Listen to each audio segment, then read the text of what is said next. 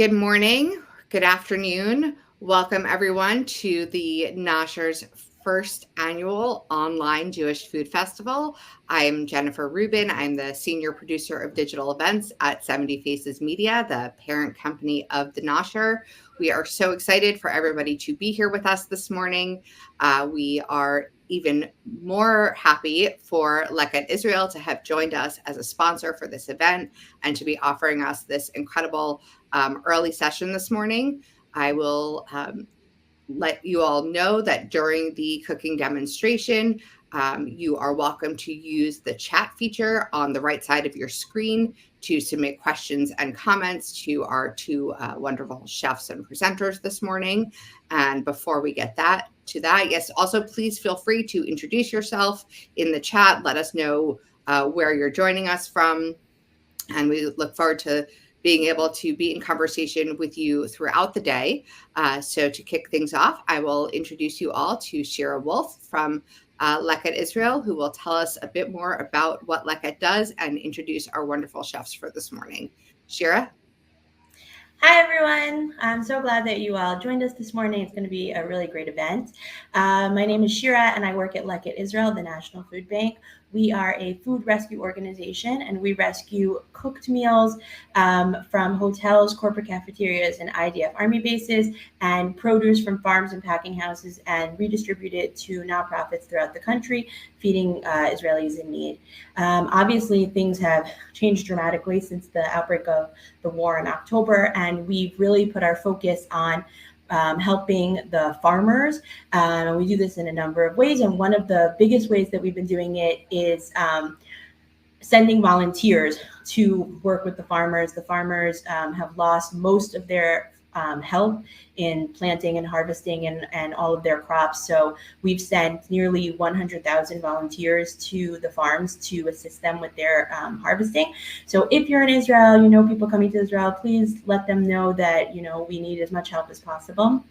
We've also been rescuing and purchasing food from the produce from the farmers, which we've never done before, in order to both help the farmers with their income and their businesses, and to be able to provide for people in need. And this Shavuot, we're raising money to collect, obviously fresh fruit, because Shavuot is a Leket holiday where they talk about the rescue of produce from the farms for people in need. So we'd love for you to support us either, through our Shavuot campaign, or by volunteering in Israel, or just spreading the word, coming to events like this. We have them every couple of months, and we're so excited to partner with Nosher on this great event. And I don't want to talk so long, so I'm going to introduce our two speakers.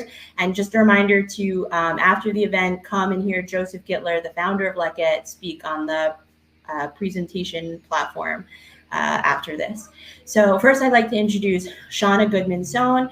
Shawna is a graduate of McGill University with a BA in art history. She pursued studies as a chef, graduating from Natural Gourmet Cooking School and in pastry arts from the International Institute of Culinary Education. She trained at the Cordon Bleu in Paris. For the past 27 years, she's been teaching catering and cooking for clients in New York, Philadelphia, Toronto, Montreal, and now Ra'anana, where she lives with her husband, Todd, and 3 sons. She is actively combining her love of cooking and living in Israel with her philanthropic work, creating culinary opportunities to highlight the social needs in Israel. Shawna leads a yearly tour for women called Shefa that highlights Israel's abundance in food, music, people, and the capacity to feel fully alive. She is passionate about building overnight summer camps in Israel. And also Orit Levi, a tour guide from Jerusalem who specializes in gastronomy. With 2 decades of fascinating work in the food industry as a restaurant manager and 10 years of guiding, she is happy to share her passion and knowledge with those eager to explore Israeli culture, history, and flavors through localized delicious food and wine. So thank you so much and enjoy. Well, thank you, Shira and Jennifer, for such a warm introduction, and it's great to be here. I'm so excited to be back with my partner in crime, Orit Levi, where we unfortunately haven't been able to lead a food tour this past year, but for the past 4 years, we've been leading beautiful food tours called Shefa around the country that celebrate Israel's Shefa, its abundance. And there is so much abundance out there, and thanks to Leket, that helps to rescue the ugly vegetables, the ugly fruits, and gives us ideas of how to repurpose and make beautiful things out of the local bounty that surrounds us here. So it's June. It's all about stone fruits, and my trees are just blooming now, starting with pomegranates and flowers with the lemons starting as well. And I just got a few limes, which is very exciting. So we eat very locally here, and we celebrate every fruit or vegetable that comes in season, which is really the simple things that bring the smiles. Together, Orit and we planned a 15-minute journey for you to celebrate Shavuot, the upcoming holiday, one of my favorites. Favorite because A, everybody looks good in a white dress here. B, everybody loves to decorate your house with flowers, and the fresh flowers here are so abundant and beautiful. 3, love dairy products, permission to eat cheesecake and blintzes and any sweet cheese filling that I could, basically smear on anything. And of course, receiving the Torah. And it's a beautiful holiday that to me also just kicks off summer. And I'm a big believer of summer and having meaningful experiences. So we're really excited about being with all of you this morning and some of you this afternoon. It's 5 o'clock somewhere. So either you have a cup of coffee or a glass of wine with us. And I am in Ra'anana, Israel, and Orit is in Jerusalem.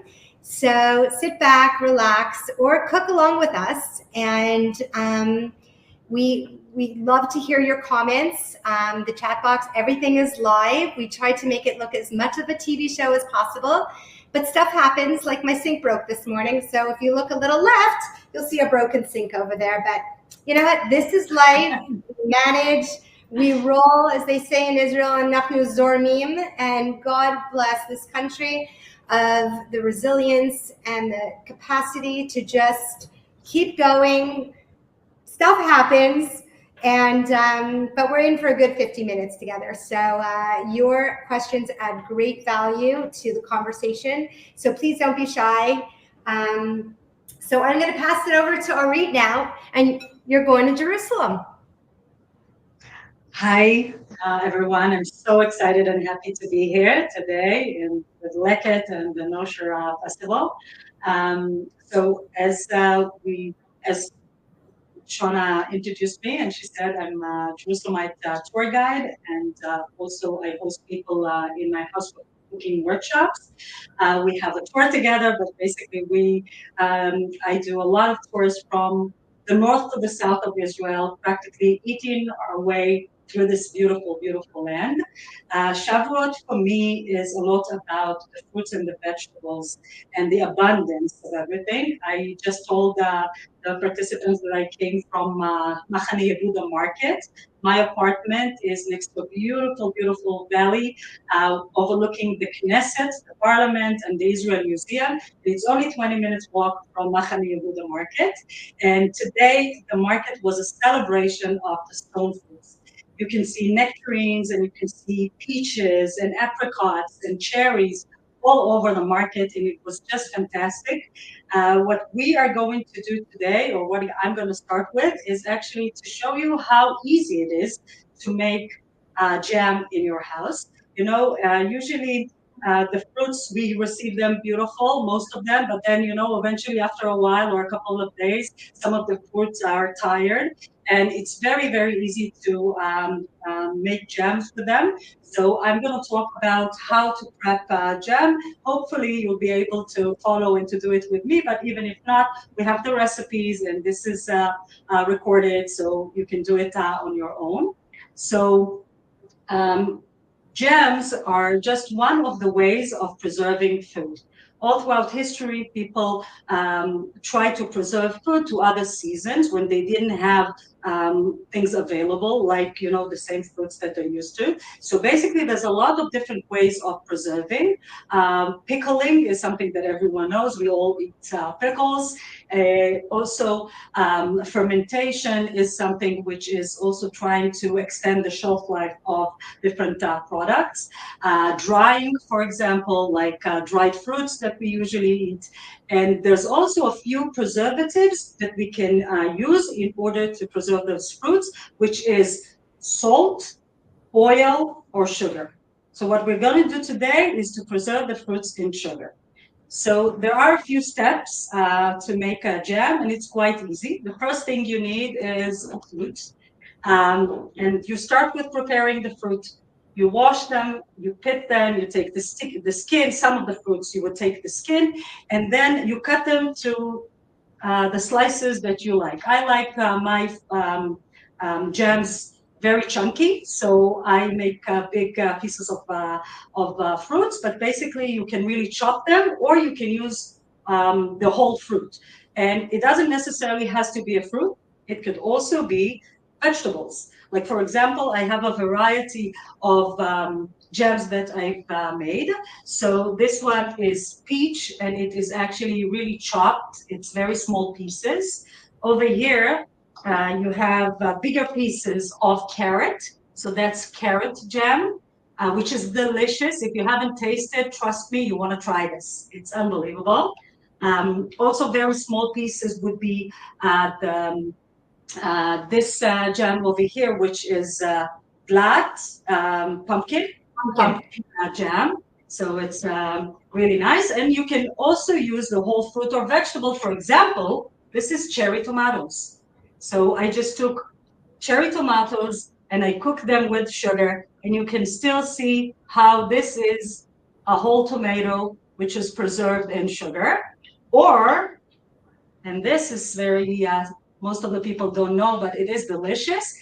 Those are tiny, tiny eggplants. So this is a very small eggplant jam. So it doesn't necessarily has to be from fruits. You can also use the vegetables, and it's really delicious. So we're going to start with taking the fruits and weighting the fruits. Okay, so I'm going to put all of the apricots that I bought today. And after I weight the fruits, okay, what I do is I actually add the sugar. Now, in order to preserve the fruit, okay, the weight of the sugar has to be at least 55% of the weight of the fruit. Meaning, if I have 1 kilogram of fruit, I will put at least 550 grams of sugar.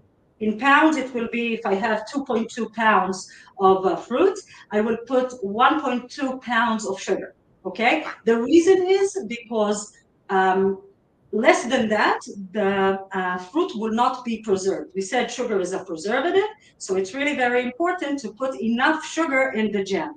I know that most of the recipes would do 1-on-1, but I like to put less sugar, the minimum that I need. So because I want to feel the taste of the fruit. The more sugar I will put, the less fruity the jam will be. Okay, so this is the portion. So I'm gonna weight and put some sugar according to what I've said. So now I have 1 kilogram of fruit, and I'm going to put 600 grams of sugar, which will be on the safe side. All right, so that's enough. And then I'm going to just stir it, okay, together. Now, a very important ingredient that is in a fruit is called material that is called pectin. Pectin is responsible for the gel texture. Okay, he's a gelling agent basically.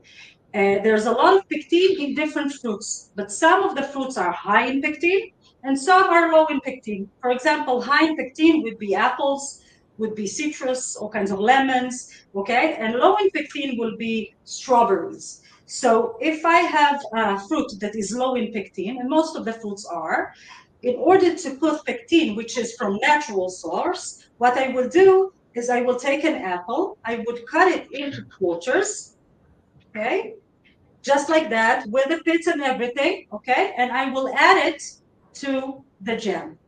Another thing that I will do is I will take a lemon, I'll squeeze half a lemon, and I will put not only the lemon juice, but also the lemon itself.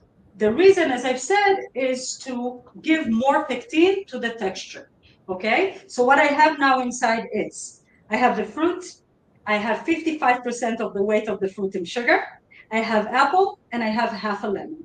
And this is going to go to a low to medium heat for something like between 40 minutes to an hour. Okay, between 40 minutes to an hour. It depends how jelly I want the jam to be. Now, there are two ways to know where the jam is ready. One is very easy. Ta-da! Thermometer. Okay, very plain and very easy. All you have to do is stick the thermometer in the jam and see if it gets to 104 or 105 degrees Celsius, which is 220 Fahrenheit. Okay, so once it gets to 104 or 105, then the jam is ready. As simple as that. But there's another way if you don't have a thermometer and you want to do the traditional way. So the traditional way, I will take a plate that I've placed in the freezer for 10 minutes. And what I'm trying to do now, this plate is totally frozen. And what I'm trying to do now is basically I'm trying to chill in a minute to chill the jam. The reason is because when the jam is ready and it's chilled, then I know how jelly it is. Okay, once it's hot, it's more liquidy. So in order to chill it very fast, I actually take a spoon of the jam that I've made, right? And I put it on a frozen plate.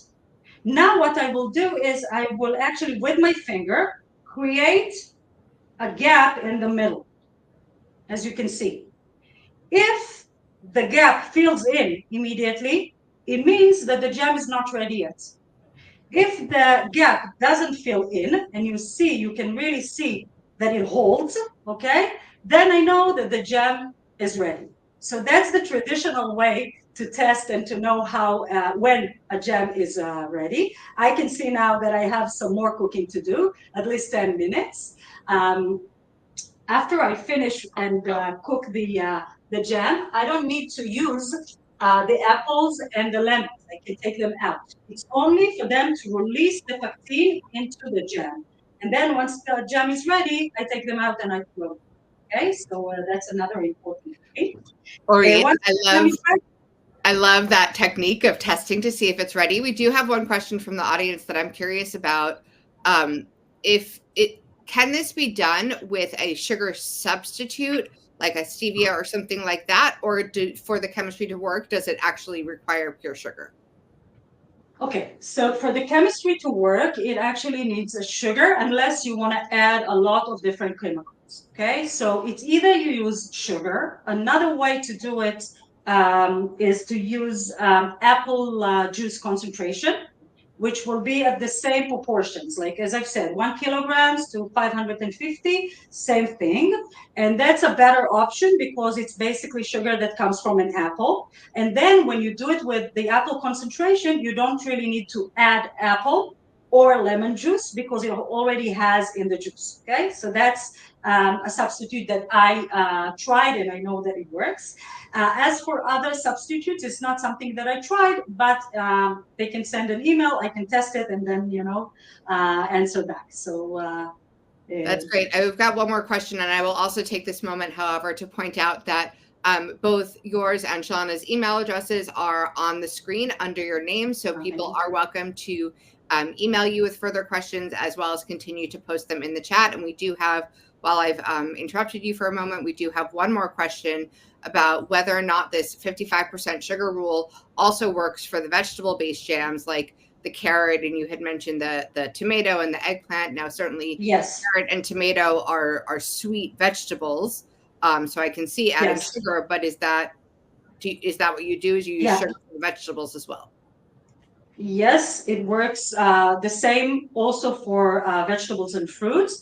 For example, for the eggplant, since eggplant doesn't have a lot of sugar inside, does not contain a lot of sugar, I added a bit more. You can play with it between 55% to 100%, okay, of sugar. I try to use as less sugar as I can, and it works. And for the cherry tomatoes, I don't know if you've tasted cherry tomatoes in Israel, but they are candies. They are very, very sweet. You don't need a lot of sugar. And also the carrots, it's very sweet vegetables, so you don't need a lot. For the non-sweet vegetables, for example, like the eggplant, I would put a bit more. But basically, the rules applies to vegetables and fruits the same. So we actually talked about how to prep the fruit and then how to prep the jam. And now I'm going to talk about storing the jam. Basically, what you do is once the jam is ready, you put them in sterilized jars. The way to sterilize jar is very, very simple. All you have to do is boil some hot water and take the jar, fill it with hot boiling water, okay? And then turn it, flip it, and let it rest until it dries. Once it dries, you can actually put the jam inside and just close the jar. The jar has to be put in a cool, dark place or in the fridge. So you can put it either here or there, and it lasts for months. I mean, usually it doesn't because people eat it all the time, but basically it could last for a couple of months. So that's as for the jams. And now I'm gonna be back to you, Shawna, handing you a jar of one of the jams. Yay. So Mish Mish is my favorite jam, which is if anybody online in the chat, tell me what Mish Mish is and you may win a prize. But Mish Mish is my favorite jam, and I love the color, and it just talks to me. I'm not going to tell you the color yet until I see an answer in that chat box. They're all good, and I had never tasted a tomato jam until I came to Israel and stayed at a simmer, and they made, and simmer is like the word for like bed and breakfast here, and they served the mom's tomato jam, and it was delicious. I couldn't believe we all know that Israel makes the best tomatoes, and they're the ones who created the cherry tomato.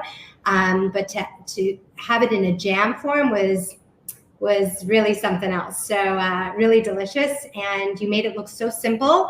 We'll see the results from Orit as it bubbles.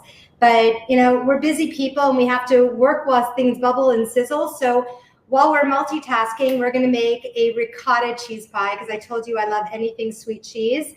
And ricotta is, this light cheese that really takes on vanilla, lemon zest, and of course sugar. But it's fluffy and comforting. I don't know why. Maybe it's my Ashkenazi roots. I have no idea. But it just is, in Montreal, where I'm originally from, we had cheese bagels. So you used to always want to, get as much of the cheese inside the cheese bagel. So this pie that we're making is made with ricotta cheese, and it has a dough. And what's amazing here, the dough situation in Israel, when you go into the Supersol, the grocery store, and you see the freezer and you see the array of doughs, is a celebration of all the Jewish cuisines here in this country. Because not only Jewish, Arabic cuisines, Bedouin cuisines, Druzi cuisines, we have a plethora of doughs in our frozen section. And I've been challenging myself on trying the many varieties of them, because as a people, we all love dough, and we all love to wrap our leftovers in dough, and it just becomes like a new meal. So today's dough that we're going to be using is a really like a pastry dough that I'm going to show you how to make in your food processor, or you can also do it by hand as well. But if you want to hack, because life is busy, you just buy pastry dough. I'm sure in America they come actually already in the shell that's like already shaped and already has like the pretty grooves on it. You can use that as well. And just be mindful, we're doing dairy, so you can go and use the dairy dough this time. You don't have to look for the Parvalicious one. And if not, I'm also going to show you varieties that I made this dessert with using puff pastry, and Orit also made it using phyllo dough. So we are flexitarians, because sometimes you have a half of a package in your fridge of some dough that you didn't finish, and we have to finish our stuff because it is sinful to throw away food. So be open, Be creative, and food is very forgiving. And I promise you, your friends will never complain about being invited to your house by eating something homemade. So just remember that. Don't take it all so seriously. Put some good energy into it. It always has a story, and everybody is always appreciative of it. So I'm going to make the dough in my food processor. Here they call it a magi. In Canada, we call it the Cuisinart. So basically I have my flour, and I have some powdered sugar, also called icing sugar or confectionery sugar. I don't know who's online, but I live in Ranana, in a town of many immigrants. I have South Africans and Australians and Brits and Canadians and Americans, and we all call sugar very different things. So try playing code names with your British friends and see what the funny words that come out of your games, because everybody has a different name for everything, and that is part of the beautiful story of this country. So we have and a little bit of salt, because salt brings out flavor and balances the sugar. What I'm going to do is going to give it a pulse. Super easy. That's on, off, on, off. And then I'm going to add cold, unsalted butter. Cold. Very important. This isn't the time, and I had to really take it out of my fridge like a minute ago, because I don't know about you, but Renana is like 35 degrees and the humidity is like, you cannot make meringues today. Let's just say that. So you've got to be very careful with baking. It is forgiving in some things, but certain hacks like cold butter in pastry, very important. That's a highlight. So I'm going to basically pulse it, and when I'm pulsing it is because I want the flour and the sugar and the salt to wrap around my pieces of butter. I don't want to turn it into a big schmear. That is not what I want to do. I want to just enrobe my butter with a little bit of the flour and the sugar and the salt. So you're kind of making like a crumb, okay? And that is exactly what I've done. Can you see? It's like crummy, okay? And then what I'm going to be doing is I'm going to be adding ice water. Temperature is very important in the dough. And so I'm going to be adding, and this is ice water. I'm going to be adding 4 tablespoons of ice water into this, okay? And here we go. Pulse. Can I ask a question, Shawna? Yes. So can you also make it with an egg instead of the water? Yeah, you can this dough recipe doesn't have egg, but there are definitely pastry doughs that have egg, but follow a recipe. Don't just sneak in an egg there because there's liquid to water, because baking is much more chemically oriented. It's not as forgiving as food. And take it from me, I started off as a pastry chef, and then I went to culinary school afterwards, and I had to get rid of my equipment in culinary school because it was much more forgiving and things just came out, and it was this more of a process where my baking teacher was like very, very strict and adamant about measuring. So yes, the answer is yes, but you can't just simply, oh, it's liquid, I can change liquid for liquid. It doesn't work that way. So I'm going to continue on. I'm just going to put it together, and you see it's pulsing. I'm just on, off, and I have this beautiful dough. See, I didn't let it go vroom the whole way because I don't want it to go crazy around my bowl. I don't want that, okay? That's not the dough I'm looking for. So it looks kind of crumbly. You're like, oh God, Shawna, how is this ever going to become a dough? Just you wait. Have your beautiful parchment paper, which in Israel is so lovely because it's flat and it doesn't come on a roll, which fights with you. And I put it right down my paper, take my blade out because this is the enemy. Here we go. And just taking my hand, and look at this beautiful, it's coming together. It feels like fresh Play-Doh. It feels so good. Here we go. And everything comes out of the bowl, all gone. So nothing left. And I just take my hands, just sort of, because what you want to do, what you don't want to do, this is not making bread, this is making pastry, right? So when you eat a piece of pastry, you want it to just flake apart and melt in your mouth. You don't want to be chewing it like you want bread. Bread, you want to create something called gluten. In pastry, you don't want to create so much gluten. You want to minimize that. So I'm being very gentle, And look, it came together. You see, I didn't knead it. I didn't start like this. This is in the challah making class, which is very important and a great workout, but that's not what we're doing today. Just a very gentle pat, put it together, and you wrap it up, and you put it in your fridge, and you let it rest for an hour. That is the dough, okay? So I'm gonna pretend, I'm gonna go into my fridge, come back again. Here we go. Here's my dough, and open your dough. I'm just gonna make a little bit of space. And when you're baking this, I wanna give you a couple of options because Orit made some, I made some, and we don't always have the exact same measurement of the recipe that you have. So again, once you understand what you're doing, you could be flexible and you can make mini ricotta cheesecakes. You can make a big family size. You can make a loaf size. You can do whatever you want because you are the boss. So I happen to love a fluted pan. And so I made mine just this morning in a pan like this.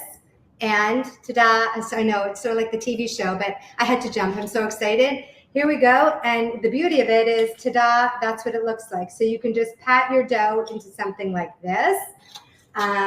Or you can do it, you can pat it into something like this. This is the spring form. This is a large spring form. So, but remember when you put the dough in, and my dough went in all the way at the top and it was pre-baked, it shrinks, okay? So don't be afraid of going right to the top when we put the dough into the pan, okay? Don't be afraid of that because it will shrink. And notice that I have some prick marks in here because I took a fork and I and put it into the oven to bake for 25 minutes. That's called the blind baking before the cheese mixture comes on. So I'm going to show you that we're going to roll this dough just to show you how easy it is to roll. Take 2 pieces of paper, great release. I love this rolling pin, and I love it because it doesn't have, you know, those things of like holders, like it feels like a corn on the cob thing. That thing is so marbly and lopsided. You want to get yourself a really long, slender rolling pin, and it's malleable, and you really can play with it. And so you always start with the middle out, and then turn your paper.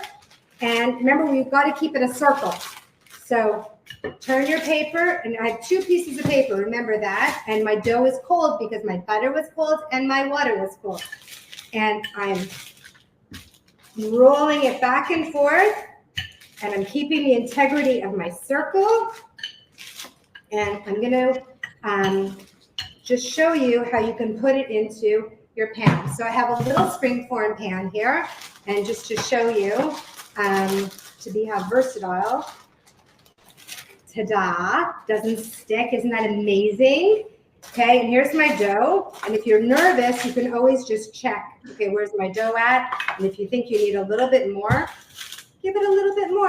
But it's nice and cold. And if you have very warm hands and you just emanate such warmth and you find that it's fighting with you, put it back in the fridge and let it cool off again, and it will come back to you again. So then I'm going to take my paper, and I'm literally going to go over the middle of it and drop my paper in. Okay, don't be afraid. Let it go. Have fun with this. It will all work out, promise. And this is live. So here we go. Be patient. Peel off the paper. And it will all come off, right? I'm talking to myself as we do this, because it's always talking to yourself is a very good habit to do. Here we go. There we go. And remember, I'm doing it in a smaller pan just for demo because I don't have any more pans to work with in my house. Here we go. I'm going to go right up to the top. And it's very forgiving. Make sure you tuck all the way to the corners, like inside. And I have some extra dough. Don't worry. Nobody sees this. You don't get graded on patching, okay? Nobody is examining, and it will all look fabulous. And more importantly, Shawna, great. Yes. Shawna, in this kind of dough, do you need to butter the pan, or you just put the dough on the pan? There's enough butter in here. You do not need to butter it. And again, like you're going to see from my spring form, when I'm going to open it, it will just, it will stand on its own. You do not need to. But if you are nervous and it makes you feel a little bit better, yalla, grease it. But it's not a must. Yeah. More fat in our life will make our life better. Fat and carbs and sugar. Take my fork, very fancy. Let your kids do this, so much fun. Put it into your oven and let it bake. And then you get this, okay? So this extra dough, by the way, you're not going to have extra dough because I told you that that dish was very small. But if you do have extra dough, sugar cookies, fabulous. To get your cookie cutters out, or even just take your juice glasses, make cookies, sprinkle them with sugar, and have a nibble for yourself. So, or if you make your dough recipe and you don't feel like making such a big one and you have so much dough, freeze it like this into the freezer. Just remember to label it, because you know what? You take inventory of your freezer and you don't remember anything. You think you're going to remember, but you won't remember anything. I promise you. So, okay, so we've thought about like the outside, but what about the inside? And the inside is where the kish goes. This is where, like, wow, this is what really matters, and flavor. And we're celebrating cheese. And Orit, tell us a little bit about the dairy and Tnuva and growing up in Israel. How did this become like the white holiday of cheese? Exactly. So basically, as I've said, this holiday started as celebrating all of the new fruits and vegetables, mainly wheat.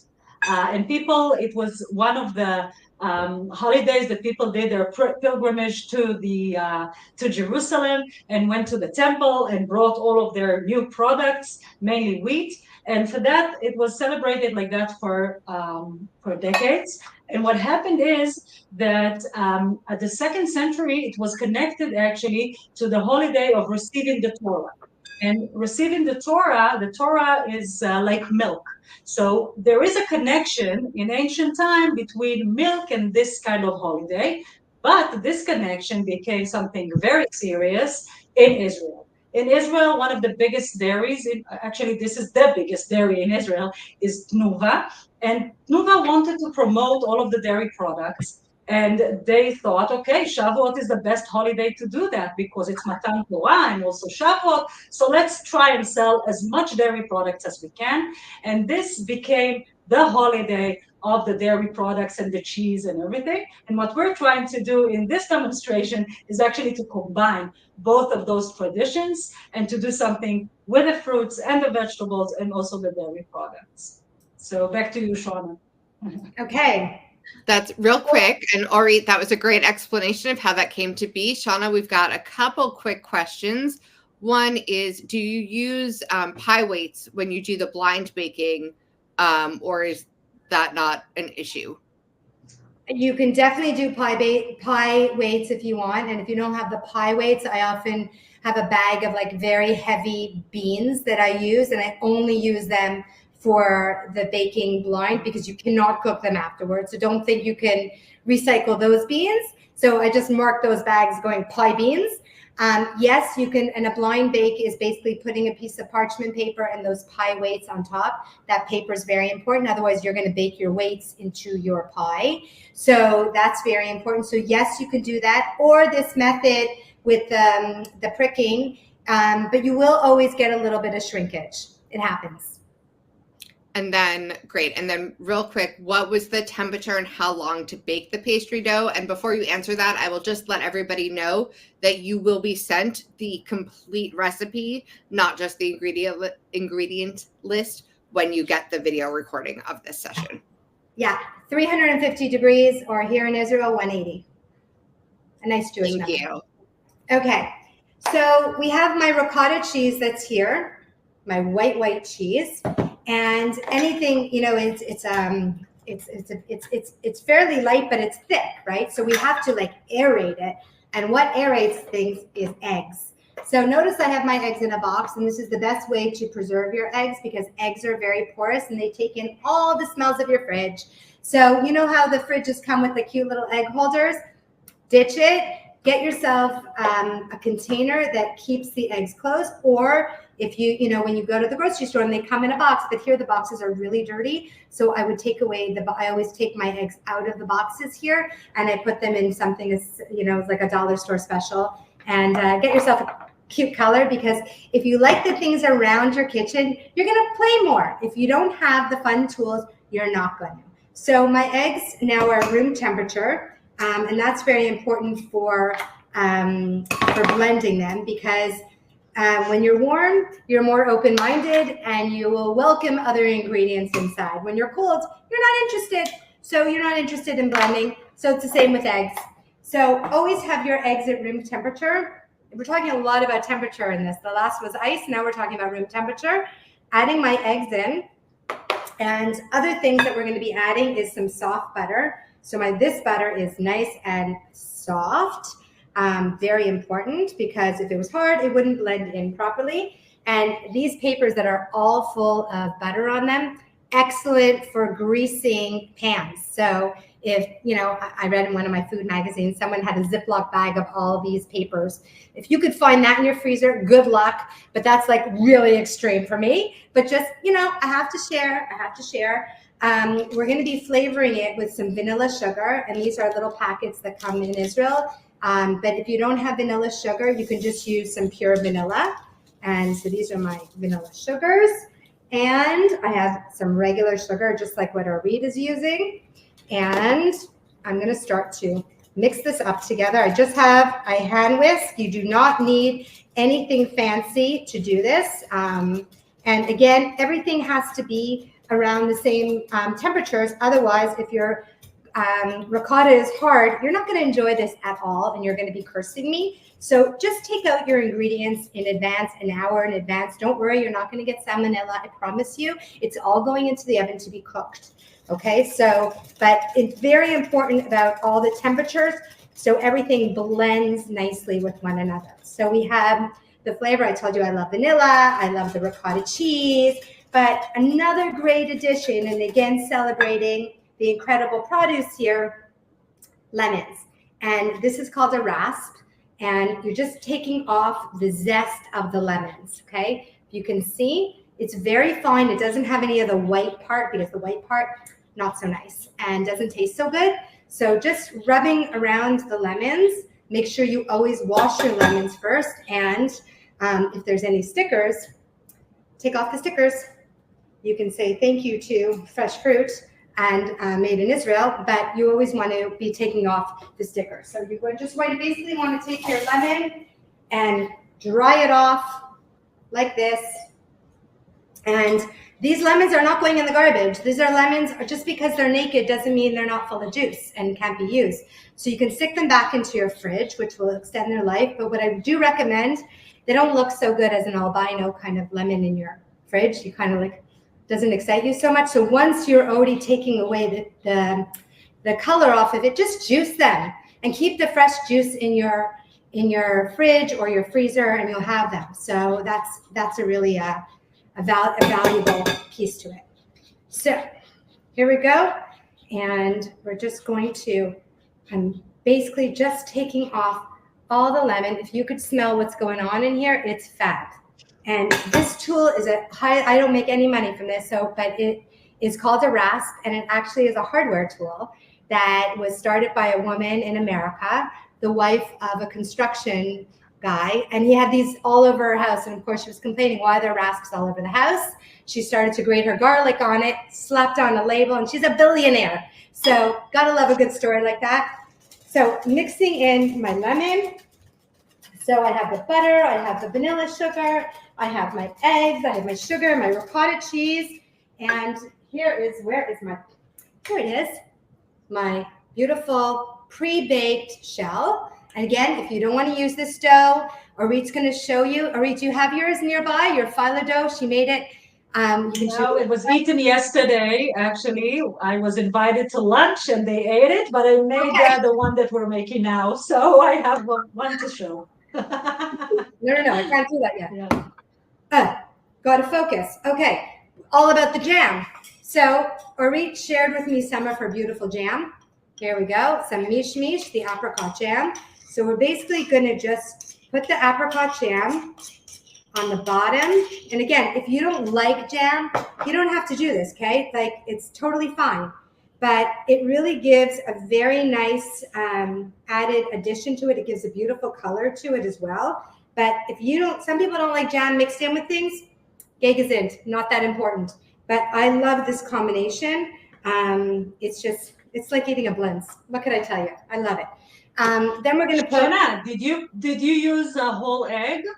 I did. Or I used 3 large eggs, and it's very important when you're doing eggs that you always, when a recipe calls for an egg, it's calling for a large egg, and that's important with baking. With cooking, not as much, but it's all weighted in baking, so you want to be very mindful of the size of eggs that you're using. And my eggs, if anybody remembers, they have to be at room temperature. So here we go. Beautiful. And here we go. This is what it looks like. And like everything, a nice little garnish. And we are in the Middle East. And so what beautiful fresh pistachio nuts. Yeah, Jennifer likes pistachio nuts. And if you don't like pistachio nuts and someone has an allergy, you don't have to use them. But you also toasted almonds on top is beautiful. And just give it a good generous sprinkling.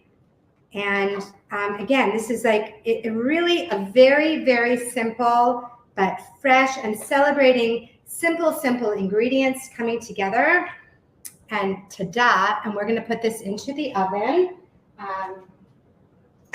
There, and I'm going to show you coming out. Back to what I did this morning. Ta-da. So you see the pistachio nuts. You know when it's ready, when it just starts to set. You can see it. Obviously, this one baked faster than that one because that one was so much deeper. But you just always under bake something. Check your timer for the amount of time when you're reading any cookbook, because your oven is different than everybody else's oven. And always be cautious. Get yourself some toothpicks. And always cool it on a rack. And if you don't have a rack, you can cool it right here where there's no, of course, flame going. You just want to make sure that, or even on a bowl, like anything aerate so that it doesn't go directly on the counter and doesn't, all that heat and the steam will make their crust very, very soggy. So when you're going to serve it, ta-da, you just take it off like this. And you put it on a beautiful plate. Any plate that you have, always think about contrast, think about color. And if you want, what always elevates everything, get yourself one of these icing sugar shakers and give it like a little dusting of snow, as I call it. And it just really, wow, turns it into a baked good very quickly. So we're going to go back to Orit because I'm feeling really thirsty, Orit. What can we do with all these amazing preserves that you've made? Okay, so there's many ways to use the jams that we just made. I usually eat it just with a piece of nice cheese, and it's delicious. But you can use it again for all kinds of cakes and cookies, and you can also use it to make something that is called gazoz.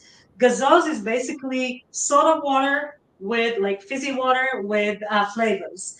It started in Israel. It was a big thing when Tel Aviv was established. You know, Tel Aviv was established at 1909. Within a year, okay, there was in the main street of Rothschild Boulevard. I don't know if you've been to Tel Aviv, but if you haven't, you have to come and visit. In Rothschild Boulevard, there were 2 main things. The first one was actually the water pump that brought water to the houses. And the second thing that was built was the kiosk where they sold something that is called gazoz.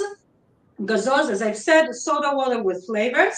We are going to make something which is more natural. So first of all, I have some of the apricots that I left that didn't go into the jam. So I have pieces of apricots, and I'm going to add some of the things that grows in my balcony. So I have here thyme, fresh thyme, and I have pepper geranium, which gives this lemony kind of aroma and flavor. I'm going to actually cut some of the leaves because I want them to release all of the aromas into the drink. And I have here rosemary. So I'm going to put some rosemary and um, I'm going to add some of the jams that I've made. So I'm going to take one eggplant. It's going to be like whiskey on rocks, right? So I'm going to put the eggplant inside, and then I'm going to add some of the jam that I've already made, which is from the apricot. Okay, so I'm just going to add a bit of the juice of the jelly. As you can see, not a lot because I like my sodas not very, very sweet. So maybe a bit more. You know, life has to be sweet and it's forgiving. And then I'm going to add some of soda water, just seltzer, right? In New York, they call it seltzer. So some seltzer. Now you can add all kinds of fruits into this gazoz, and it's really very nice, first of all, to drink it, but also, to eat the fruits that stays at the end. If you want to make it into something alcoholic, and since I'm a Jerusalemite, and in Jerusalem, everyone drinks, the drink that they drink is called arak. I don't know if you know arak, but arak is basically a drink that is drank all around the Mediterranean and a few countries in the Middle East. And it is made from grapes originally, and it is distilled with licorice. So it's this licoricey flavor, and it goes very well with gazoz. So if you want to make it into a cocktail, so I can add just a little bit of the arak, let's say a chaser, not more than that. And then I will stir everything together because I want the sweetness as well. And this is the most refreshing drink that you can have in the summer, in the Israeli summer. I live in Jerusalem, which is not very humid, but believe me, in the summer it's very, very hot. It gets to 40 degrees, which is hot. And if you live in Tel Aviv and it's very humid, then you suffer more. But basically, this will fit all of the climate in Israel, so it's really nice. So I want to say lechaim, to life, to happy and healthy life, full of abundance of what we have surrounding us, to always be surrounded by good people who loves us and who we love. And I will say lechaim and I will taste. Looks amazing. This is really, really good. It's actually very good. Cold and a bit of arak. It's delicious. It looks amazing. It makes me feel like we're on Levinsky Street at the Little Wagon, the guy who sells all the drinks. And he also keeps the cookbook. And so I just want to recap that this is the ricotta cheese pie. I promised you I would show you what it looks like with puff pastry. So here it is with puff pastry. And again, I just bought the frozen dough. And for all those, mish mish is an apricot and it is orange. So that was the trick question. And it has been a real pleasure. First of all, thank you for reuniting Orit and I. We lead women's tours, and this just gave us like a warm feeling of traveling with all of you. And in terms of Leket, from October 7th on, Joseph lives in my neighborhood, and Leket is a household name. And we've been volunteering, the whole community, volunteers from North America. They're everywhere, picking, distributing, sorting. I've had such beautiful conversations while sorting buckets of, I shouldn't call it, they're called argazim of potatoes. And really the best conversations and really celebrating peoplehood and really coming together. And Leket is the glue. Leket really is the real response for hunger everywhere. And I feel very proud that Orit and I were asked to be part of this beautiful food festival. And thank you, Jennifer and Shira, for being the best support ever to make this happen. And I hope everybody really enjoys the rest of the afternoon or the rest of the evening here. And shalom. Thank you. Thank you so much, Orit and Shawna. This was so great. And we'll send out the recording in the next couple of days along with the full recipe. And please join us at the next presentation with Joseph and support us. Come volunteer. I'll send you my information as well in case you're interested in supporting Israel, coming to volunteer anytime. Thank you so much. Great. Thank you Thank so you. much again to Shawna and Orit and to Shira. And as Shira just said, you'll all get a chance to hear from Joseph Gittler from Leket. All you need to do when we end this session is on the left side of your screen, click where it says Charity Spotlight, and you'll get to hear more about the work that Leket Israel does, as well as the work that Mazone does, two of our sponsors. So please just stand by and click on that Charity Spotlight, and we will see you there again in just a few minutes to tell you more about their incredible work. Thank you all so much for joining us.